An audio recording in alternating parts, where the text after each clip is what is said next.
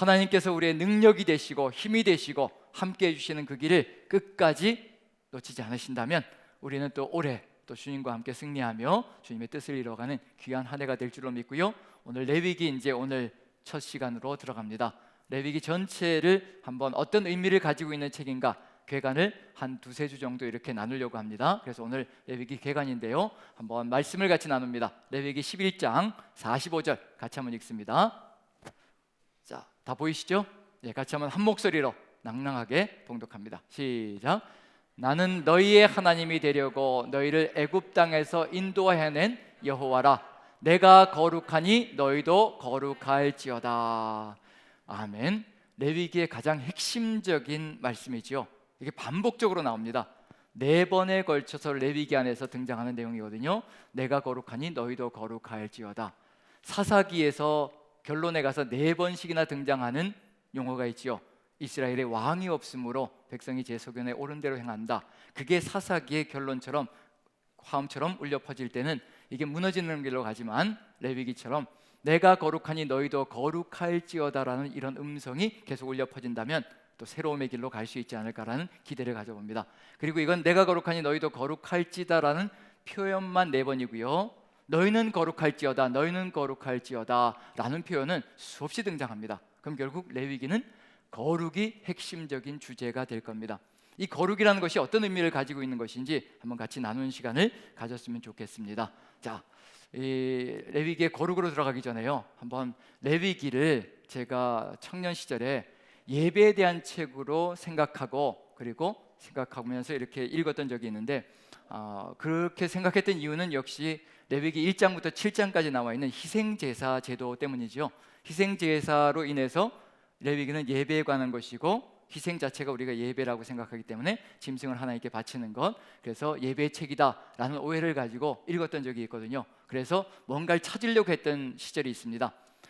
청년 시절에 신앙이 이제 뜨거워지기 시작하면서 하나님께서 불러주신 것에 너무도 감격스러워서 신앙이 뜨거워지기 시작하면서 이제 기도도 하게 되고요, 그리고 말씀도 계속 통독하게 되고 그러면서 기도에 대해서 의문이 가기 시작했습니다. 도대체 기도가 뭔가? 지금도 100% 풀렸다라고는 대답할 수 없습니다. 찾아가고 있는 중입니다. 기도가 무엇인지에 대해서 삶을 알아가고 있고 찾아가고 있는 중이고요. 하지만 청년 때는 이제 시작하는 단계였기 때문에 뜨겁게 열심히 통성으로 기도하는데 주 내용은 뭐였느냐면요, 어떤 단어가 주를 이루었을까요? 기도하면서 끝에 가서는 늘 주십시오, 주십시오, 주십시오. 이게 거의 뭐 90% 100%라고 해도 과언이 아닐 정도로요, 거의 주십시오로 이제 시작하고 주십시오로 끝나는 그런 내용을 보면서 이게 정말 기도인가? 이게 정말 하나님이 뜻하신 기도인가? 그렇다면 세상 사람들, 하나님을 믿지 않는 사람들, 다른 타종교의 사람들도 이와 같이 기도할 터인데 다를 바가 뭐가 있을까라는 생각을 하면서 갈등을 좀 느꼈던 적이 있습니다. 그래서 생각했던 것이 뭐냐면 기도에 대해서는 한번 알아보자. 그래서 뭘 하기 시작했냐면요, 이만한 두꺼운 대학 노트를 사가지고 이제 성경을 창세기부터 시작해서 요한계시록까지 읽는 겁니다. 읽으면서 뭐만 나오면 그 대학 노트에 기록하느냐면요, 인간의 기도만 나오면 거기다 기록하는 겁니다. 기록하다가 제일 지쳤을 때가 언제일까요? 이 시편은요 처음부터 끝까지 기도더라고요. 그거 정도라고 아주 손이 팔이 빠질 정도로. 그런데 창세기부터 이렇게 기록해 나가면서 느낀 게 뭐냐면 이게 인간의 인류 최초의 기도가 뭐였을까요?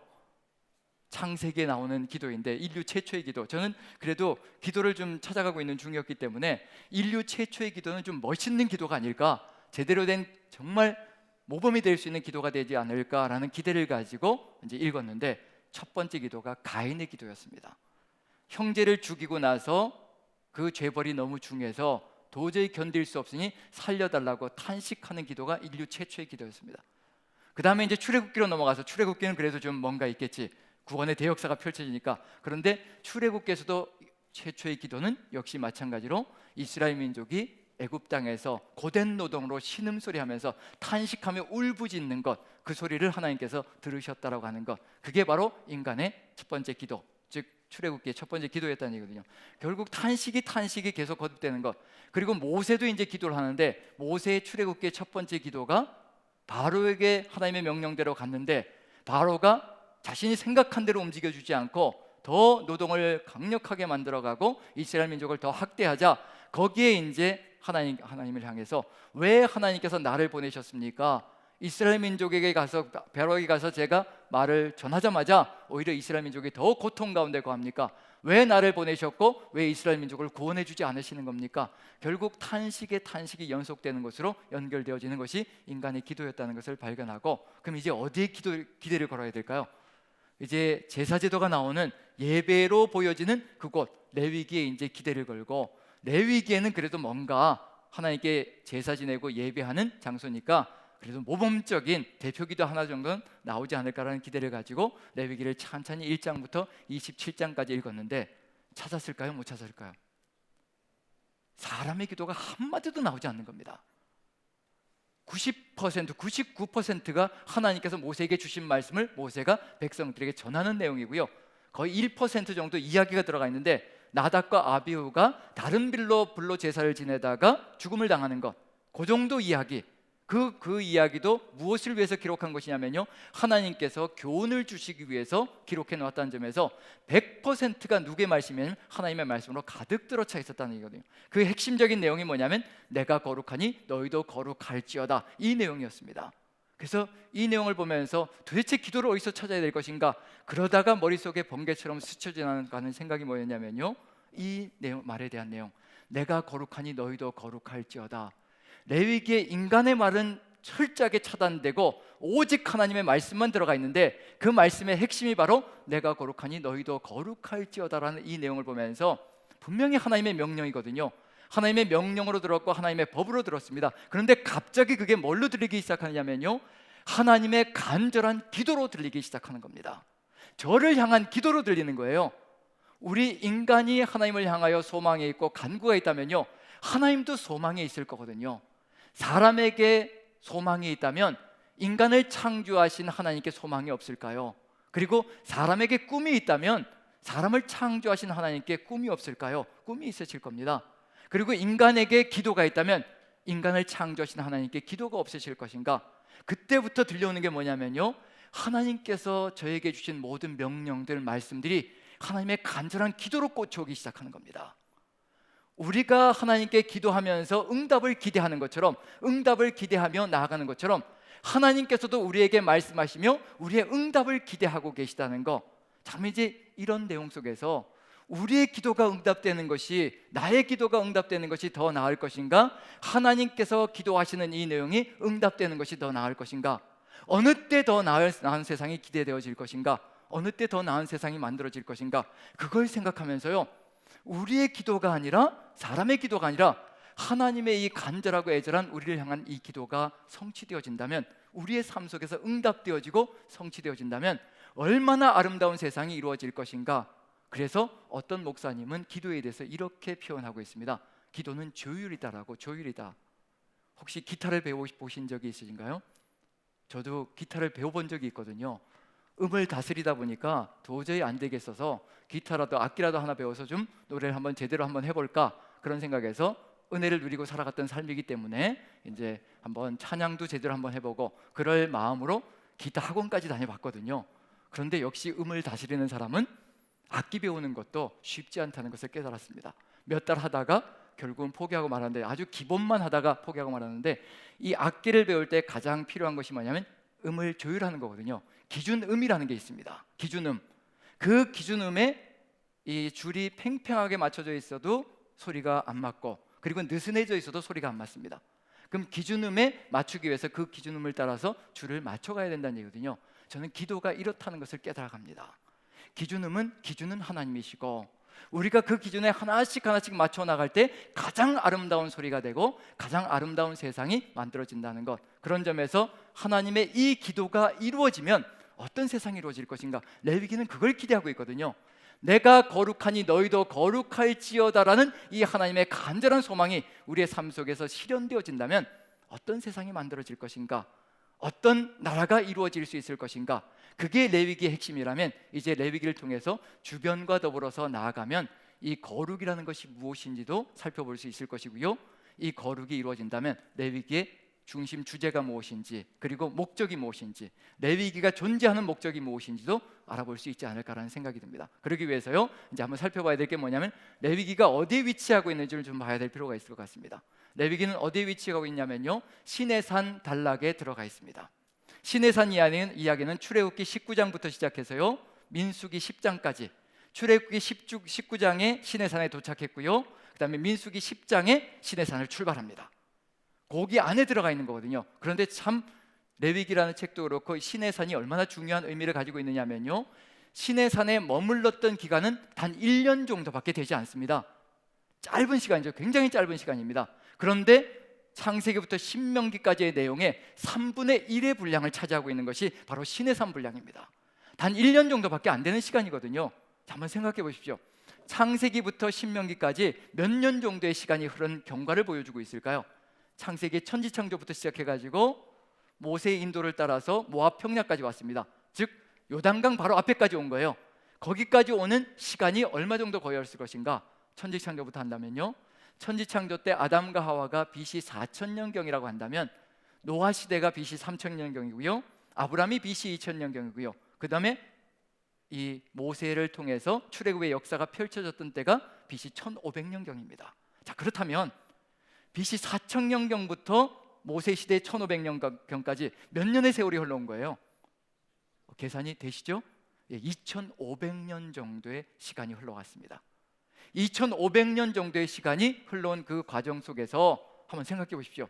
시내산에서 머물러 있던 기간은 1년 정도밖에 안 되는 거예요. 그 1년 정도 되는 분량이 거의 창세기부터 신명기까지의 3분의 1을 차지한다는 것은 얼마나 중요한지를 보여주고 있는 중입니다. 모세오경 속에서 가장 중요한 부분은 바로 시내산 단락입니다. 이 시내산 내용에 들어가 있는 내용, 그런데 그 시내산 내용 중에서 가운데 중심에 들어가 있는 것, 출애굽기 19장부터 민수기 10장까지 중심에 들어가 있는 내용이 뭔가요? 레위기입니다. 레위기. 즉 모세오경의 중심 속에 들어가 있는 것이 시내산 단락이고요, 그 시내산 내용의 중심에 위치하고 있는 것이 바로 레위기라는 얘기거든요. 그래서 이스라엘 민족은요, 어린 아이가 책을 읽을 수만 있으면, 즉 글을 배워서 책을 읽을 수만 있으면 가장 먼저 읽게 하는 책이 레위기입니다. 그 정도로 중요한 책이거든요. 생명과도 같은 책이 바로 레위기라는 얘기거든요. 자, 그런데 우리는 가장 먼저 읽고 싶은가요? 가장 나중에 읽고 싶은가요? 통독을 하다가도 건너뛰고 그 다음에 맨 마지막에 시간이 남으면 좀 읽어보고 싶은 책, 그게 레위기라는 얘기거든요. 그런데 레위기를 제대로 구조를 보면서 같이 살펴보다 보면요, 얼마나 소중한 책인지, 얼마나 의미 있는 책인지, 존재 이유가 얼마나 소중한 것인지를 아주 절감하게 됩니다. 생명과도 같은 책이기 때문에 정말 소중하거든요. 그리고 또 곳곳에 어려운 내용들이 포진해 있긴 하지만 그럼에도 불구하고 레위기처럼 구조적으로 단순하고 아주 쉬운 책이 없습니다. 그건 이제 2, 3주를 걸쳐서 한번 같이 나눠보려고 하고요, 오늘은 이제 풀어야 될 것이 내가 거룩하니 너희도 거룩할지어다, 이 내용이 어떤 의미를 가지고 있는 것인지, 레위기에 이 내용이 들어가 있는 이유는 도대체 무엇인지, 그걸 살펴보는 게 오늘의 주목적일 겁니다. 자, 그래서 이제 시내산 단락에 도착해서요, 그 안에 들어가 있기 때문에 의미가 연결되어질 겁니다. 출애굽기 19장부터 시작해서 이제 레위기로 좀 밀접하게 연결될 테니까요, 출애굽기 19장에는 이스라엘 민족과 하나님의 언약이 들어가 있습니다. 이스라엘은 하나님의 백성이 되고 하나님은 이스라엘의 하나님이 되시고 언약이 들어가 있거든요. 언약을 한다는 얘기 뭐냐면요, 이스라엘 민족의 정체성이 세워지는 것이고 그 정체성대로 살아가는 길이 열리는 것이 바로 언약식입니다. 그럼 이스라엘 민족은 어떤 정체성을 가진 백성인가? 그게 이미 출애굽의 구원 역사 속에 들어가 있습니다. 그 구원 역사를 살펴보면 우리의 정체성도 바로 거기에 똑같이 들어가 있고요, 하나님께서는 구원 역사를 벌이실 때 이러한 정체성의 백성을 세우기 위해서 구원 역사를 일으키셨다. 우리를 십자가 보혈의 구원하셨을 때 이러한 정체성으로 세워가기 위해서 우리를 구원하셨다. 동일합니다. 그래서 이스라엘 민족의 정체성이 무엇인지, 하나님께서 이스라엘 민족을 구원하신 목표가 무엇인지, 그걸 살펴보면 우리에게도 자연스럽게 연결되어질 것이고 회복의 길로도 자연스럽게 연결되어져 갈 것이라는 거, 그걸 한번 보도록 하겠습니다. 자, 출애굽의 역사 속에서 하나님께서 모세에게 말씀하시는 것이 있습니다. 한번 보죠. 세 군데만 봅니다. 수없이 많은데요, 수없이 많은데 세 군데만 살펴봅니다. 자, 한번 같이 8장 1절, 출애굽기 8장 1절입니다. 같이 읽습니다. 시작. 여호와께서 모세에게 이르시되 너는 바로에게 가서 그에게 이르기를 여호와의 말씀에 내 백성을 보내라. 그들이 나를 섬길 것이니라. 하나님께서 이스라엘 민족을 구원하시는 목표가 분명히 들어가 있습니다. 9장 1절 같이 읽습니다. 시작. 여호와께서 모세에게 이르시되 바로에게 들어가서 그에게 이르라. 히브리 사람의 하나님 여호와께서 말씀하시기를 내 백성을 보내라. 그들이 나를 섬길 것이니라. 9장 13절입니다. 같이 읽습니다. 시작. 여호와께서 모세에게 이르시되 아침에 일찍 일어나 바로 앞에 서서 그에게 이르기를 히브리 사람의 하나님 여호와의 말씀에 내 백성을 보내라. 그들이 나를 섬길 것이니라. 자, 이스라엘 민족은 왜 어떤 목표로 구원되어졌다라고 분명히 보여주고 있나요? 무엇을 하기 위한 백성이라는 얘기인가요? 하나님을 섬기는 백성이라는 겁니다. 자, 섬긴다는 말은 다른 말로 바꾸면 뭐가 될까요? 섬긴다는 말은 다른 말로 바꾸면 예배가 될 겁니다. 예배자가 바로 하나님의 백성 이스라엘을 구원하신 하나님의 목표라는 얘기거든요. 우리를 십자가의 보혈의 공로로 구원하신 하나님의 목표도 동일합니다. 예배자가 바로 우리의 구원의 목표라는 얘기거든요. 자, 그러면 어디에서 끄집어내신 거냐면 세상 속에서 끄집어내신 겁니다. 세상을 섬기는 것이 우리의 삶의 목표가 아니라는 것을 분명히 보여주고 있습니다. 세상 속에서 세상을 섬기다 보면요, 우리는 탈진하게 되고요, 죽음으로 가게 되어 있습니다. 아무것도 남는 것이 없습니다. 한번 생각해 보십시오. 우리가 뭔가 대단한 것을 남기는 것 같이 세상 속에서 살아가지만 예수님께 사단이 유혹한 것도 결국 그겁니다. 마지막에 세 번째로 유혹한 것이 뭐냐면 나한테 절 한번 하면 이 모든 천하만국의 영광을 너에게 줄 것이라. 나를 섬기면, 세상을 섬기면, 사단을 섬기면 천하만국의 영광을 너에게 줄 것이라. 천하만국의 영광이 좋아 보일지 모르겠지만요, 그거 누리다가 인생 끝장나는 겁니다. 세상 속에서 아무것도 남지 않고 해체되어 버리는 안타까운 역사가 펼쳐집니다. 하나님께서는 그런 인생을 끄집어내셔서 하나님을 섬기는 백성으로 세워가시는 겁니다. 예배자가 우리의 정체성이고요, 하나님을 예배할 때 가장 행복한 존재가 우리입니다. 그걸 아시는 겁니다. 하나님께서는요, 우리가 그렇게 창조되어진 존재이고 하나님을 찬양하기 위해서 창조되어진 존재이기 때문에요, 우리 입술에서 찬양이 나갈 때 가장 행복합니다. 그래서 시편 150편은 이렇게 고백하는 걸로 마감이 되어집니다. 호흡이 있는 자마다 여호와를 찬양할지어다. 우리에게 주신 호흡을 가장 가치 있게, 가장 아름답게 사용할 수 있는 것, 그것은 바로 찬양이라는 겁니다. 그 찬양은 하나님을 섬길 때 벌어진 일이고요, 그런 점에서 우리는 예배자라는 것, 예배를 드리고 하나님을 섬길 때, 하나님을 만날 때, 하나님께서 우리 안에 감동을 주실 때 이 세상에 그 어떤 것으로도 바꿀 수 없는 감동이 가득 들어 찬다는 것, 그건 이미 우리의 체험으로도 알고 있는 중입니다. 그 백성을 끄집어내시고 그 백성을 이끌어 가시는 겁니다. 자, 그러면 이제 무엇을 알려주실 것이냐면요, 신의 산으로 데리고 오셔서 섬긴다는 것이 무엇인지, 예배한다는 것이 무엇인지, 예배가 무엇인지를 분명하게 알려주는 역사가 펼쳐질 겁니다. 자, 한번 보시죠. 19장을 봅니다. 19장 3, 4절만 먼저 읽습니다. 3, 4절만. 이러한 백성만이 하나님을 예배할 수가 있습니다. 섬기는 백성이 될 수가 있습니다. 자, 3, 4절 같이 읽습니다. 시작. 모세가 하나님 앞에 올라가니 여호와께서 그를 불러 말씀하시되 너는 이같이 야곱의 집에 말하고 이스라엘 자손들에게 말하라. 내가 애굽 사람에게 어떻게 행하였음과 내가 어떻게 독수리 날개로 너희를 업어 내게로 인도하였음을 너희가 보았느니라. 4절과 같은 인생의 체험이 있는 분들, 신앙의 체험이 있는 분들, 그분들만이 무엇을 할 수 있냐면요, 하나님을 섬기는 예배자로 서나갈 수가 있습니다. 아직 이런 경험이 없다면 그 경험의 세계로 하나님께서 인도해 가실 겁니다. 그제서야 진정한 예배가 쏟아져 나올 수 있거든요. 내가 애굽 사람에게 어떻게 행하였음과 고통당하는 탄식 소리 나는 애굽 사람, 그 애굽 생활 속에서 어떻게 애굽을 치고 너희들을 구해내었는지, 그리고 이 광야 여정을 어떻게 이끌어왔는지, 독수리의 날개로 업어서 너희를 내게로 인도하여 여기까지 데려왔느니라. 하나님의 은혜를 체험한 사람들만이 무엇을 할 수 있냐면요, 예배자로 서나갈 수가 있습니다. 그래서 아무나 예배자가 될 수 있는 건 아닙니다. 세상 사람들이 죽었다 깨어나도 예배자가 될 수 없는 이유는 뭐냐면요, 이런 하나님의 은혜를 체험하지는 못했거든요. 그러니 누구를 예배해야 될지, 어떻게 예배해야 될지 알 수가 없는 거죠. 그렇지만 우리는 하나님의 은혜를 뜨겁게 체험한 사람들입니다. 그렇기 때문에 이 한겨울에 이 장소에, 집에서 또 이곳에서 하나님을 예배하겠노라고 이렇게 같이 모여있는 중이라는 얘기거든요. 은혜를 체험한 경험이 있기 때문에 그렇습니다. 그래서 이 은혜를 체험한 사람들에게 이제 이와 같은 것이 정체성이라, 이게 바로 이스라엘의 정체성이고 우리의 정체성이라 같습니다. 자, 한번 읽어봅니다. 5절 6절 같이 시작. 세계가 다 내게 속하였나니 너희가 내 말을 잘 듣고 내 언약을 지키면 너희는 모든 민족 중에서 내 소유가 되겠고 너희가 내게 대하여 제사장 나라가 되며 거룩한 백성이 되리라. 너는 이 말을 이스라엘 자손에게 전할지니라. 맨 마지막에 들어가 있죠. 거룩한 백성이 되리라. 그럼 출애굽기는 이미 뭘 보여주고 있냐면요, 거룩한 백성이 되었다는 것을 보여주고 있는 중입니다. 그런데 왜 레위기에 가서 내가 거룩하니 너희도 거룩할지어다, 이 말이 왜 필요할까? 그럼 레위기가 뭔가 다른 걸 보여주고 있다는 얘기거든요. 이미 출애굽기 안에서 뭘 보여주고 있는 중이냐면요, 너희는 거룩한 백성이 되리라는 겁니다. 그래서 5절 보면 어떤 사람들이 거룩한 백성이 될 것인가? 세계가 다 내게 속하였느니 너희가 내 말을 잘 듣고 내 언약을 지키면. 이걸 절대로 빼지 말아야 합니다. 내 말을 잘 듣고 내 언약을 지키면, 이것이 핵심적인 내용입니다. 이것이 뭐라고 보시면 되냐면요, 이게 바로 예배다라고 생각하시면 되는 겁니다.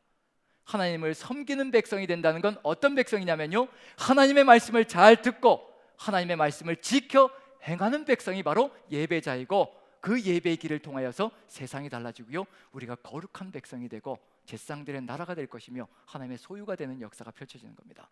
그러면 예배가 무엇이냐라고 누군가가 질문한다면 즉답이 나와야 되는 겁니다. 예배가 무엇인가라고 누군가가 우리에게 질문한다면 어떻게 대답하시겠습니까?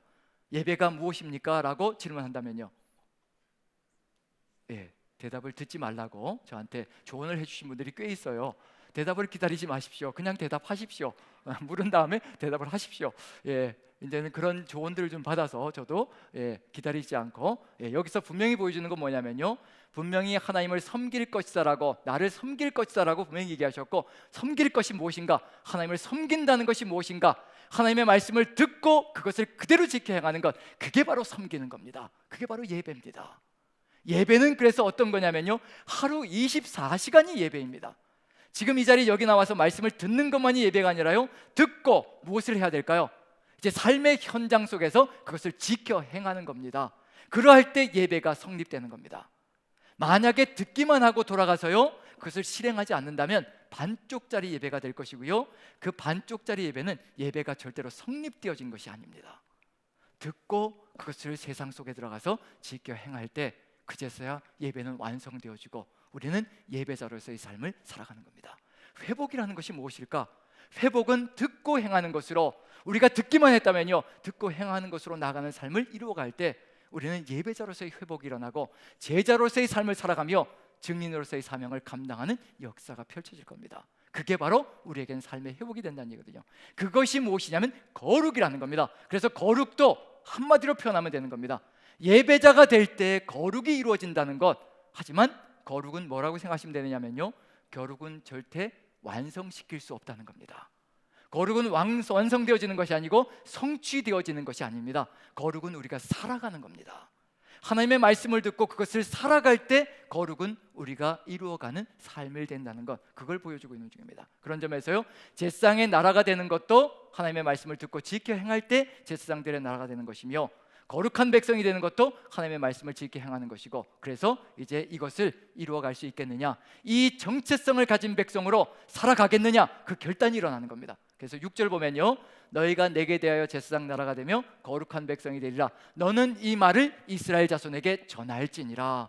하나님은 절대로 강제화하지 않으십니다. 강제로 내가 너희들을 구해냈으니까 너희들은 반드시 이렇게 따라가야 된다, 우리 하나님은 절대 그런 분이 아닙니다. 우리 하나님은 우리의 의견을 물으십니다. 우리가 자발적으로 주님을 따라오기를 간절히 소망하십니다. 그래서 모세를 통해서 이스라엘 자손에게 전할지니라. 그러면 이제 모세가 내려와서 하나님의 말씀을 전하겠죠. 그리고 이스라엘 민족이 어떤 반응을 보이는지 7절 8절 한번 읽어봅니다. 같이 한번 읽어보죠. 7절 8절 시작. 모세가 내려와서 백성의 장로들을 불러 여호와께서 자기에게 명령하신 그 모든 말씀을 그들 앞에 진술하니 백성이 일제히 응답하여 이르되 여호와께서 명령하신 대로 우리가 다 행하리이다. 모세가 백성의 말을 여호와께 전하매. 모세가 하나님의 말씀을 듣고 내려와서 백성들에게 전합니다. 하나님께서 말씀하시기를, 하나님께서 말씀하시는 것을 잘 듣고 지켜 행하면 하나님의 소유가 될 것이고 제사장들의 나라가 될 것이며 거룩한 백성이 되는 예배자의 삶을 살아갈 것이다라고, 하나님의 백성이 될 것이다라고 하나님께서 말씀하셨습니다. 이 말씀대로 여러분들이 하겠습니까? 라고 백성들에게 묻자 백성들이 일제히 응답하여 우리가 명령하신 대로 우리가 다 행하리이다 라고 응답했습니다. 그리고 또 모세가 이것을 누구에게 또 전달하나요? 하나님에게 또 가서 전달합니다. 모세가 바쁜 거지요. 그리고 전달합니다. 그러면 이제 어떤 일이 벌어질까요? 이걸로 끝나는 건가요? 이걸로 끝나면 어떻게 될까요? 우리가 언약을 해도 몇 판을 해야 될까요? 가위바위보 할 때 몇 판 하시나요? 3세판은 해야 또 이렇게 확정이 되는 거죠. 3번. 이게 3일이라는 단어와 구약 성경 속에서요 3일이라는 단어와 3번이라는 단어가 상당히 많이 등장합니다. 그건 인간의 결단을 의미하는 겁니다. 3일 뒤에 와라, 인간이 결정하고 결심할 수 있는 기간이 되는 거고요. 3번 뒤에 결심하는 것, 이런 것들이 확정이 되어지는 내용입니다. 자, 여기서 끝나면 어떤 일이 벌어지냐면요, 도대체 뭘 들어야 되는 거지? 뭘 듣고 지켜 행해야 되는 거지? 아무것도 아직 지켜 행해야 될 걸 주신 적이 없습니다. 이제 이스라엘 민족이 하나님의 명령하신 대로 다 준행하겠습니다라고 응답하였으니 이제 무엇을 주실 거냐면요, 듣고 행해야 될 것이 무엇인지 법을 주실 겁니다. 그래서 19장 다음에 뭐가 나올 수밖에 없느냐면요, 20장부터 23장까지 하나님께 주시는 율법이 나올 수밖에 없습니다. 이것이 바로 듣고 행해야 될 내용들이 될 것이라. 그래서 쭉 이제 모세가 듣고 내려와서 어떻게 해야 될까요? 그 내용을 이제 백성들에게 진술을 해야 되겠죠. 이러이러한 내용들을, 십계명부터 시작해서요, 이러이러한 내용들을 듣고 지키는 백성이 되기를 원하신다. 그래서 24장에 내려와서 이제 백성들에게 얘기합니다. 같이 한번 읽어보죠. 24장 3절입니다.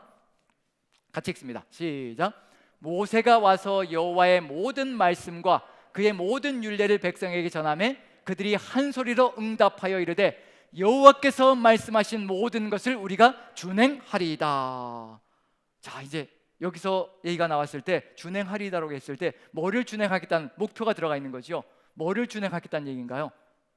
출애굽기 20장부터 23장에 나와 있는 그 하나님의 말씀을 다 준행하겠다라고 서약한 겁니다. 우리에게도 역시 마찬가지입니다. 주 예수 그리스도의 그 십자가의 벌의 공로로 우리가 주님과 함께 언약이 일어났습니다. 세례를 통해서요, 우리가 이제 하나님의 백성으로 내 목숨을 내어놓고 우리의 뜻을 따르지 않고 우리의 육신을 따라가지 않고 주 예수 그리스도의 생명으로 살아가는 삶을 살아가겠습니다. 주님의 말씀을 따라서 살아가겠습니다. 그 내용이 무엇이 될 것인가? 산상수훈의 내용이 될 겁니다. 이스라엘 민족에게 시내산에서 이 법을 주셨다면요, 우리에게는 그리스도인들에게 맞는 산상수훈의 법이 주어져 있습니다. 우리가 살아가야 될 삶의 법이 주어져 있다는 얘기거든요. 자, 그런 점에서 이제 이스라엘 민족이 다 준행하겠다고 얘기했습니다. 여기서 끝나야 될까요? 여기서 끝나면 어떤 일이 벌어질까요? 이제 지금까지 한 내용은 뭐밖에 없느냐면요, 구두로 진술한 것밖에 없습니다. 자, 구두로 듣기만 하면 어떻게 될까요? 출애굽기 20장부터 23장까지 모세가 내려와서 그걸 다 구두로 진술했습니다. 다 이제 말로 얘기한 거죠.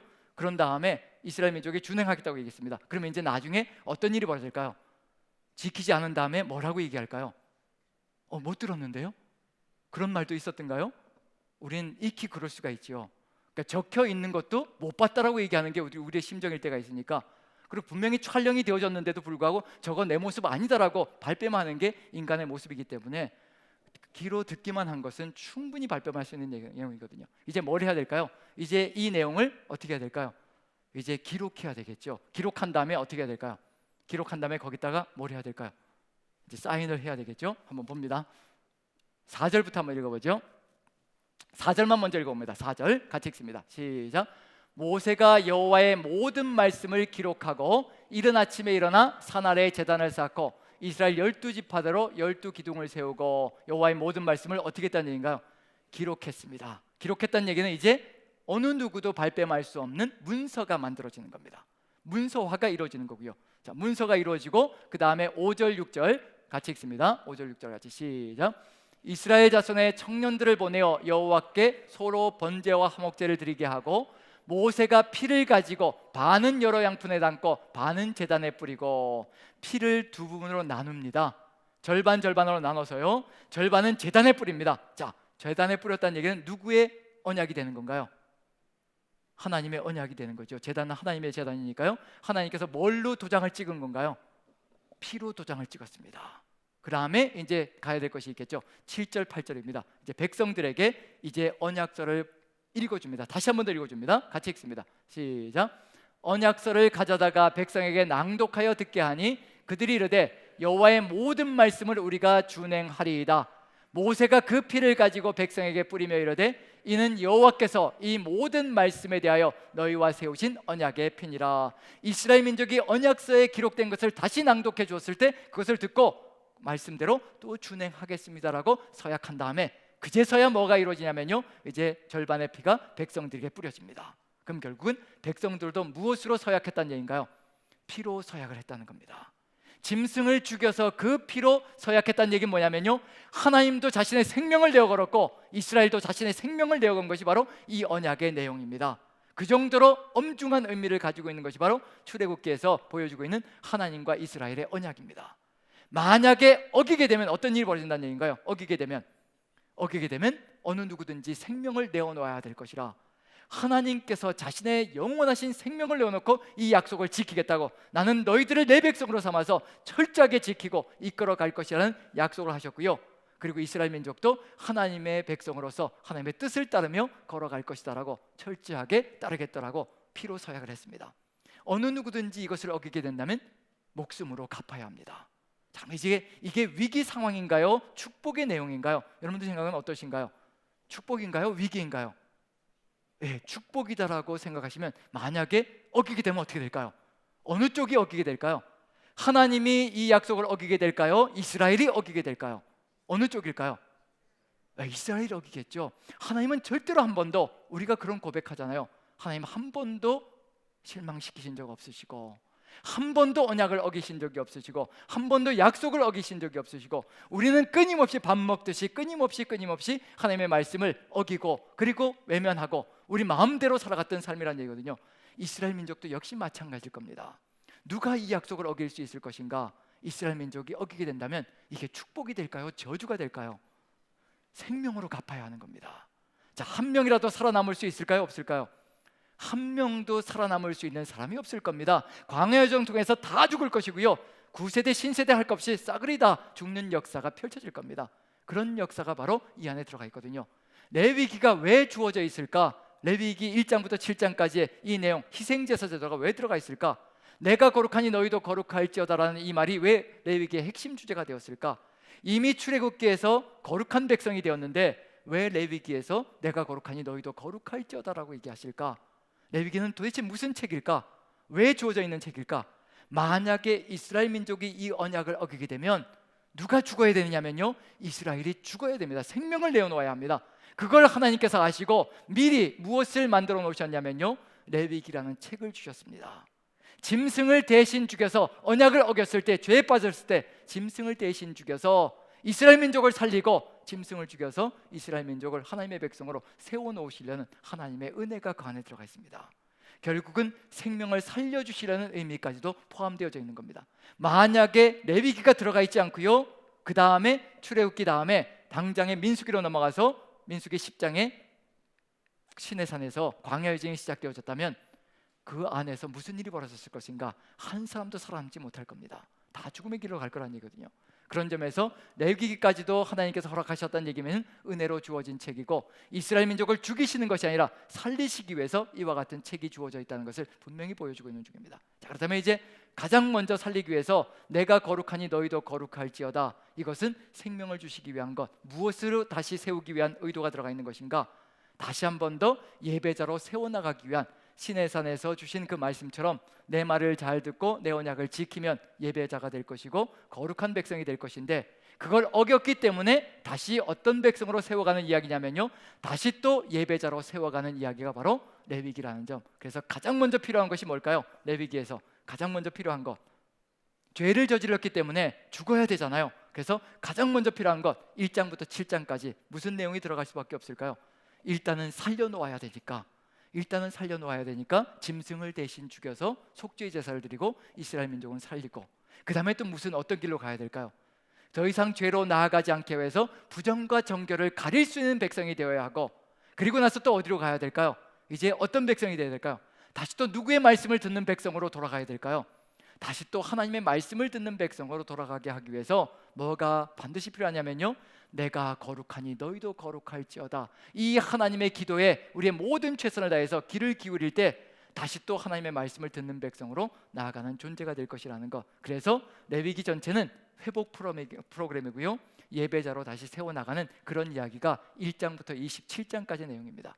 이스라엘 민족에게는 없어서는 안 되는 책이 바로 레위기라는 책이고요. 그런 점에서 우리에게는 이 내용이 누구를 통해서 다 실현되어진 내용인가요? 성취되어졌나요? 바로 예수 그리스도를 통해서 성취되어졌습니다.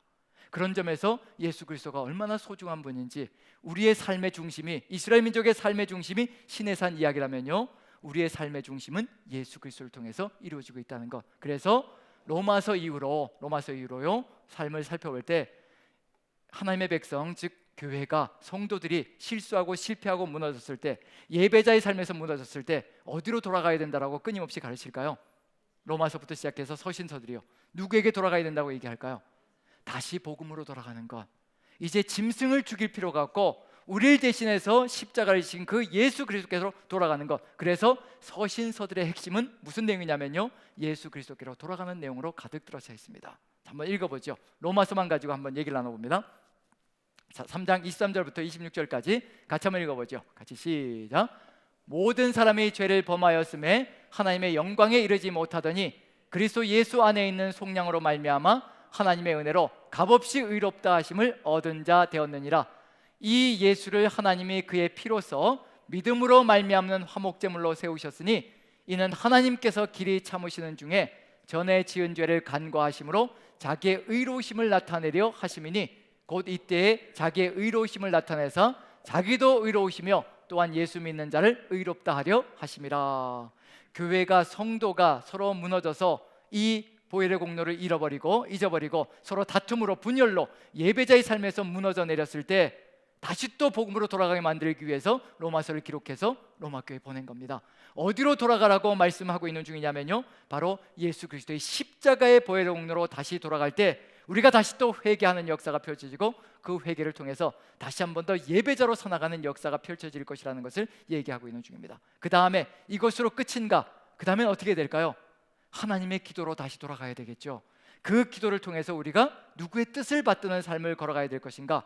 다시 또 하나님의 뜻을 받들어, 예수 그리스도의 뜻을 받들어 우리가 말씀을 이루며 나아갈 때 우리가 다시 또 예배자로 서서 이 세상을 변화시키는 증인의 사명을 감당해 나갈 것이라는 거. 그래서 이게 시작이라면요, 로마서의 중심으로 돌아가서 성령의 기도에 우리가 귀를 기울이고 뜻을 받들어 나가야 된다는 이야기가 분명히 등장할 겁니다. 로마서 8장을 한번 봅니다. 8장 26절 27절 같이 한번 읽어보죠. 같이 시작. 이와 같이 성령도 우리의 연약함을 도우시나니 우리는 마땅히 기도할 바를 알지 못하나 오직 성령이 말할 수 없는 탄식으로 우리를 위하여 친히 간구하시느니라. 마음을 살피시는 이가 성령의 생각을 아시나니 이는 성령이 하나님의 뜻대로 성도를 위하여 간구하심이니라. 구약시대 때는 하나님께서 간절한 소망을 가지고 내가 거룩하니 제발 너희도 거룩할지어다, 다시 돌아올지어다, 다시 내 말을 듣고 그것을 지켜 행할지어다, 그 간절한 소망이 이스라엘 민족에게 주어졌다면요, 지금 신약시대 때는요, 우리가 주님께로 돌이키기만 하면요, 성령께서 역사하시는 역사가, 충만하게 역사가 일어나며 우리 안에서 간절한 탄식으로 탄식하시며 어디로 돌이키게 만들어 가시냐면요, 27절 보면 마음을 살피시는 이가 성령의 생각을 아시나니 이는 성령이 하나님의 뜻대로 성도를 위하여 간구하심이라.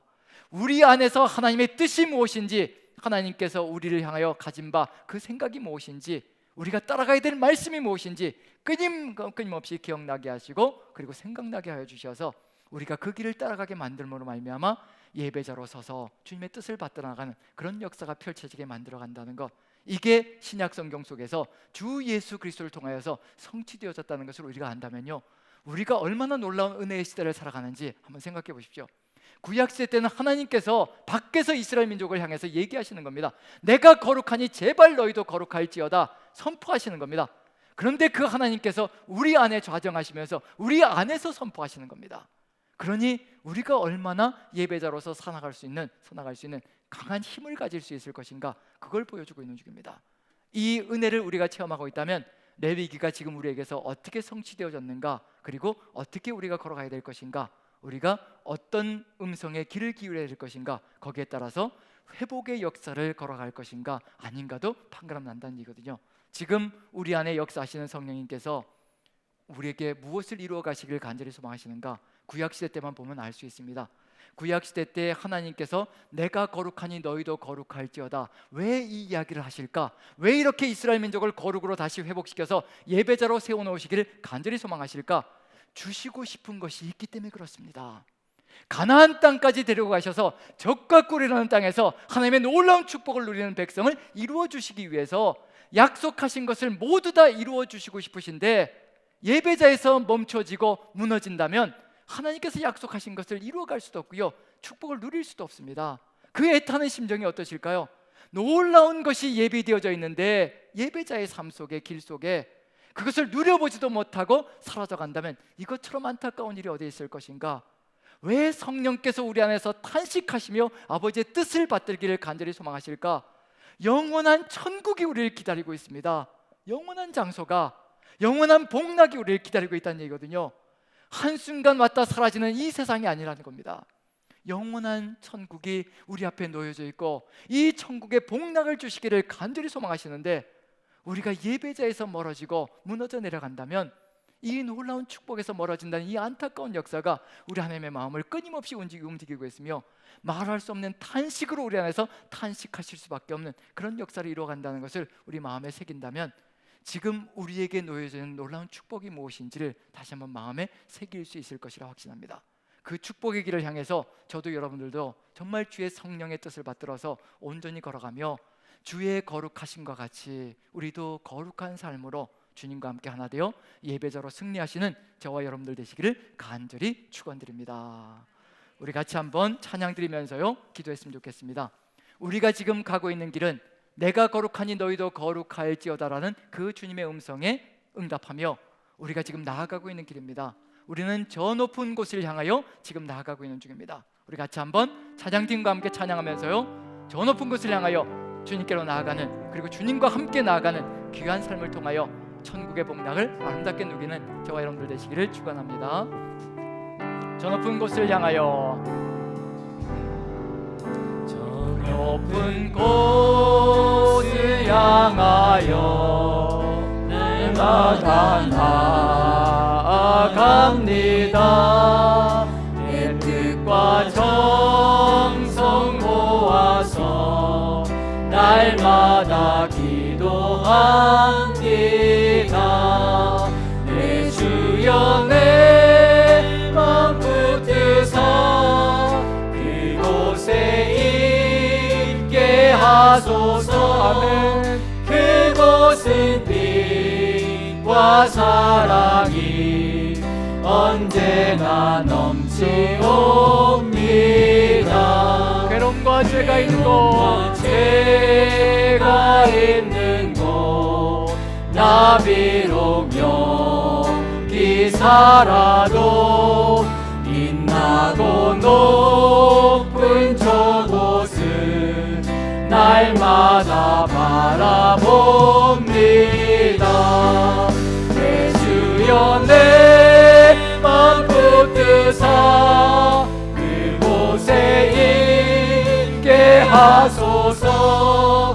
그곳은 빛과 사랑이 언제나 넘치옵니다.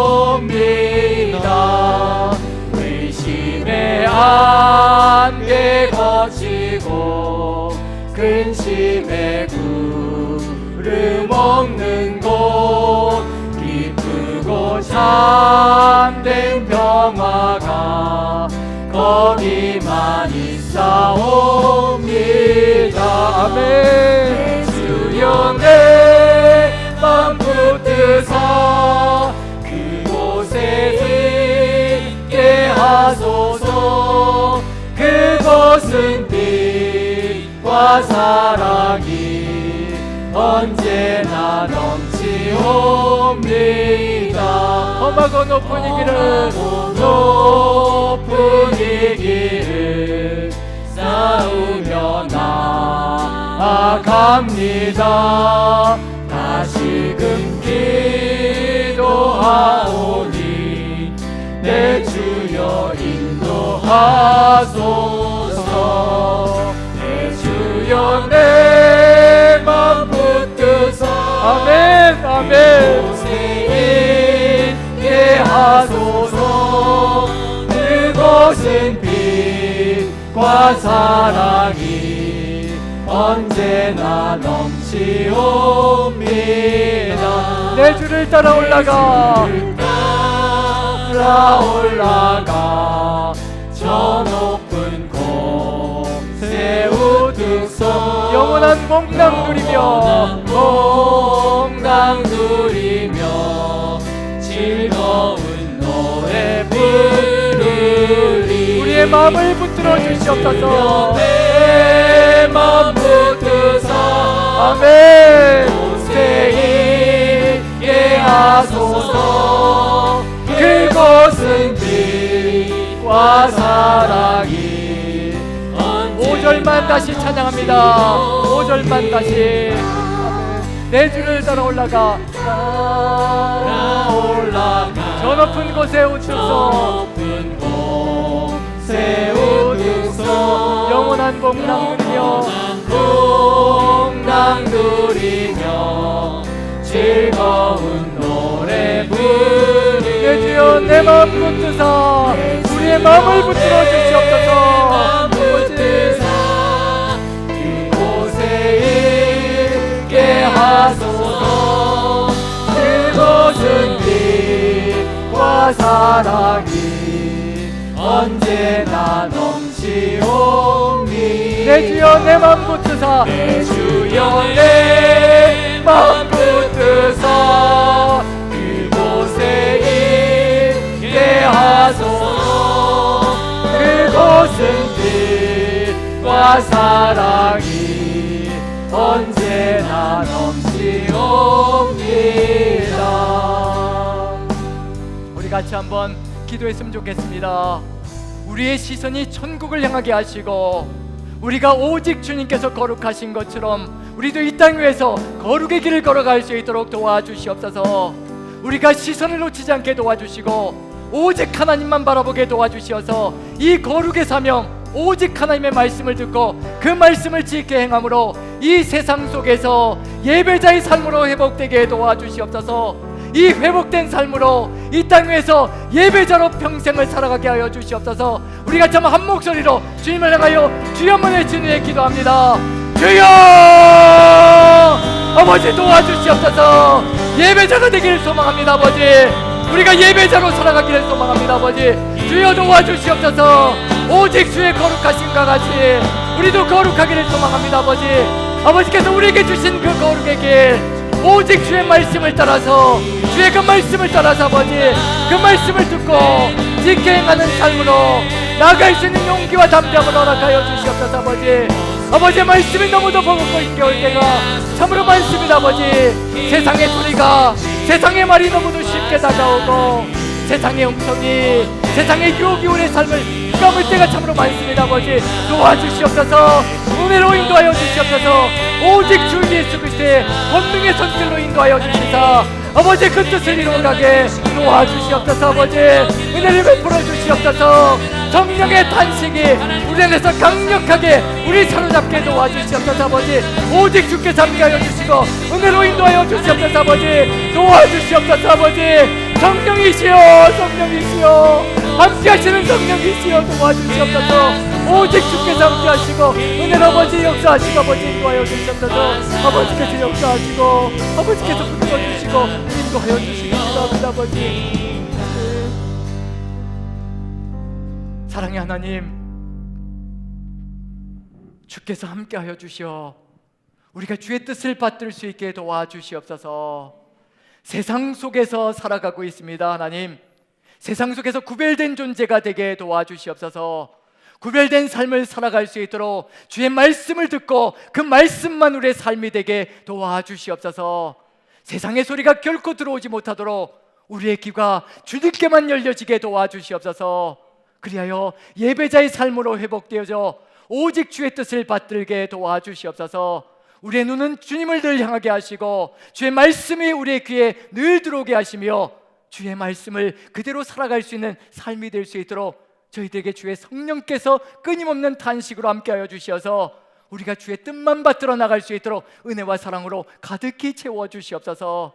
우리에게 영원한 복락을 주시기를 간절히 소망하시는 우리 주님 그 뜻을 우리가 받들기에 부족함이 없도록 주께서 함께하여 주시고 내가 거룩하니 너희도 거룩할지어다라는 주님의 간절한 소망이 우리의 삶 속에서, 매일의 삶 속에 응답되어지는 놀라운 역사 있게 부족함이 없도록 주의 성령께서 함께 하시고 인도하여 주시옵소서.